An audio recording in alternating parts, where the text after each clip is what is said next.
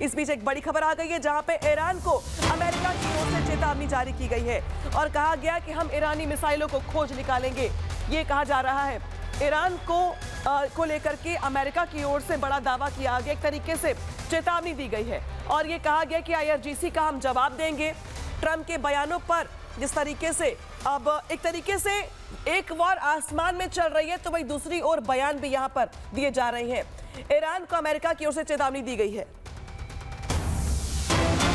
और इस बीच एक और बड़ी खबर आ गई है जहां पे ट्रंप के बयानों पर IRGC का जवाब सामने आया है और ये कहा गया कि ट्रंप ने झूठ बोलकर युद्ध शुरू किया था और ये भी कहा गया ईरान US नेवी फ्लीट का इंतजार कर रही है। युद्ध का अंत ईरान के हाथों में है।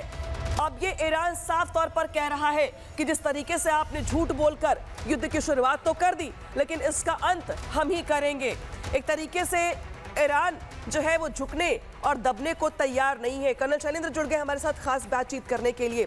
जिस तरीके से कर्नल शैलेंद्र ये लग रहा था अमेरिका को कि अगर हम हफ्ते भर अटैक करते रहेंगे, सुप्रीम लीडर को मार देंगे तो ईरान में जो बदलाव होगा वो बिल्कुल वेनेजुएला से मिलता जुलता होगा। लेकिन अब ईरान की जो चेतावनी है वो सामने आ गई है और ये दावा किया गया है कि झूठ बोलकर आपने युद्ध की शुरुआत की थी लेकिन अंत तो हम ही करेंगे। आपको लग रहा है कि ईरान अंत करने की स्थिति में है फिलहाल? जय हिंद, नमस्कार। अगर आपका लास्ट क्वेश्चन का स्पेसिफिक जवाब है तो यस, ये ऑप्शन ईरान के पास ही होगा कि वो इस युद्ध का अंत करेगा या नहीं करने देगा। क्यों? क्योंकि अगर ईरान किसी भी तरह से शर्तें मानता है, झुक जाता है, घुटनों पर आता है, वर्ड कोई भी इस्तेमाल कर लीजिए, युद्ध रुक जाएगा। पहली बात। उससे भी बड़ी बात कि ये युद्ध और कैसे भड़केगा, क्योंकि मेरा अपना आकलन कहता है ये युद्ध जो चल रहा है ना, आप गिनती गिन लीजिए, कैजुअलिटी हो गई, 8 कंट्रीज में स्ट्राइक हो गई, एनर्जी स्ट्राइक हो गई, पावर स्ट्राइक हो गई, रिफाइनरी स्ट्राइक हो गई, डिपो स्ट्राइक हो गई, 30 डिपो पर स्ट्राइक हो, ये सब गिनतियां हैं।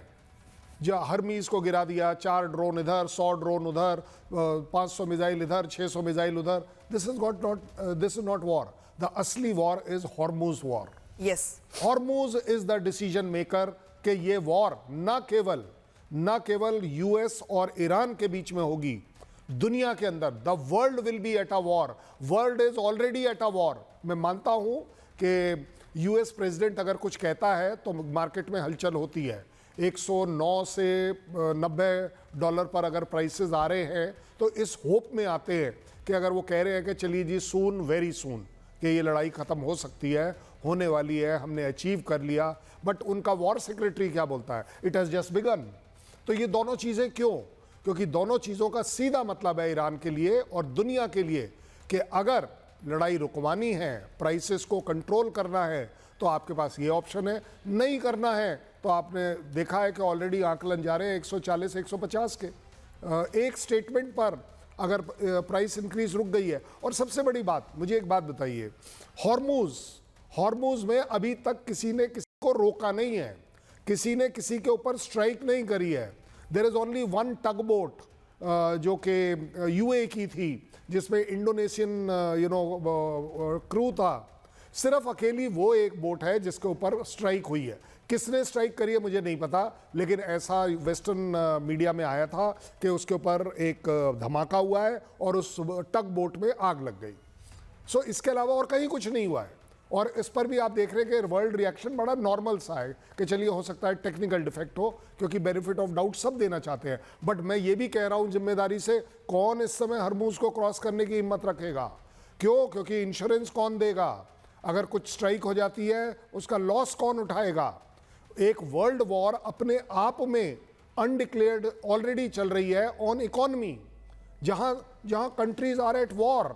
मुझे एक और तरीका ये भी है कि यस, अगर इसमें देखिए US और इजराइल नहीं रुकेंगे, US और इजराइल अपने एजेंडे पे ही रुकेंगे।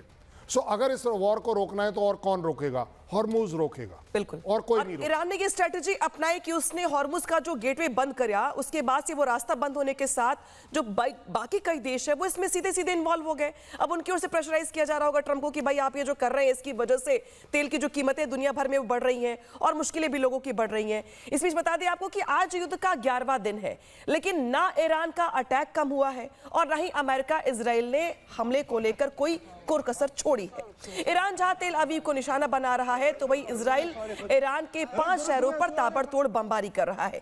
अब ये 6 तस्वीरें आपकी टीवी स्क्रीन पर है, जिसके जरिए आप समझ पा रहे होंगे कि आज महाजंग के 11वें दिन भी किस तरीके से लगातार अटैक जारी है।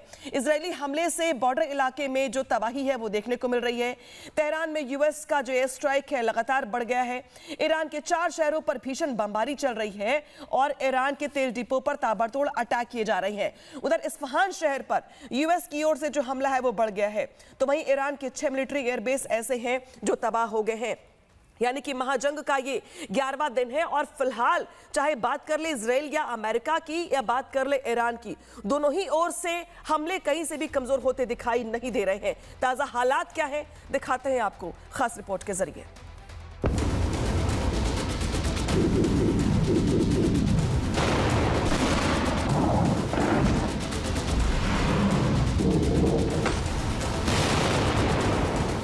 युद्ध का 10वां दिन अमेरिकी हमले में सेंट्रल ईरान का इस्फहान शहर धुआं-धुआं हो गया। ईरान के सैन्य अड्डे को निशाना बनाया गया। बमबारी से पूरी छावनी आग के गोले में तब्दील हो गई। इस हमले में एक चौकी पूरी तरह से तबाह हो गई।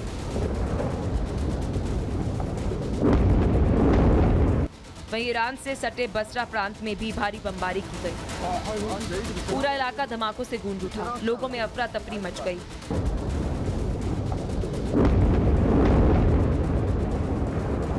सिर्फ इजरायल या अमेरिका ईरान पर हमला नहीं कर रहे, बल्कि ईरान भी इजरायल और अमेरिका को करारा जवाब दे रहा है।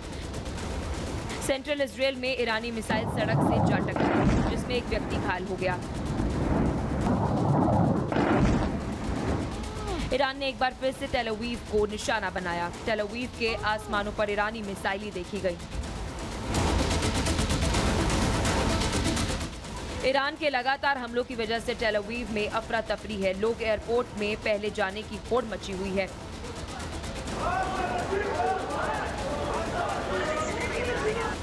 इतना ही नहीं, ईरानी मिसाइल अब इजरायल के एयर डिफेंस सिस्टम को भी चकमा देने में सफल हो रहे हैं। ईरान अब आसमान में हर्मेस ड्रोन को मार गिराने का दावा कर रहा है।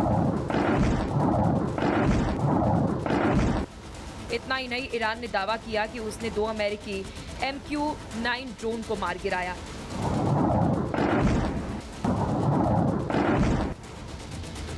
Bureau report, Republic Bharat.